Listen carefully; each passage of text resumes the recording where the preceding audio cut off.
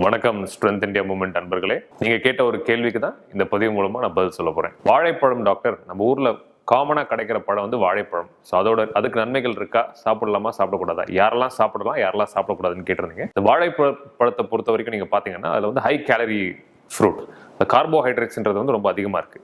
இந்த சுகர் இருக்கவங்க, இல்லை இந்த சுகர் பார்டர் லைன் சுகர் இருக்கவங்க, ஸோ இவங்கெல்லாம் வந்து இந்த பழத்தை சாப்பிடக்கூடாது. ரெண்டாவதா, இந்த வெயிட் குறைக்கணும்னு நினைக்கிறாங்க இல்லையா, வெயிட் குறைக்கணும்னு நினைக்கிறவங்களும் இந்த வாழைப்பழத்தை தவிர்த்தா கொஞ்சம் நல்லது. அடுத்ததா, யாரெல்லாம் சாப்பிடலாம், யார் வேணாலும் சாப்பிடலாம். சின்ன குழந்தையில இருந்து வயசான பாட்டி தாத்தா வரைக்கும் யார் வேணாலும் சாப்பிடலாம். வாழைப்பழத்துல என்னெல்லாம் சத்து இருக்குன்னு முதல்ல நம்ம தெரிஞ்சுக்கலாம். முதல்ல முக்கியமா பாத்தீங்கன்னா பொட்டாசியம் ரொம்ப அதிகமா இருக்கு. ஒன்னு விட்டமின் B6, இன்னொன்னு விட்டமின் C.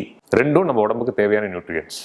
அடுத்ததா, முதல்ல மேங்கனீஸ், ரெண்டாவது மெக்னீசியம், மூணாவதா காப்பர், கடைசியா வந்து பயோட்டின் அப்படின்னு சொல்லி ஒரு பொருள் இருக்கு. முடி வளர்றதுக்கு ரொம்ப உபயோகமா இருக்கிற ஒரு பொருள் அந்த பயோட்டின் பொருள்.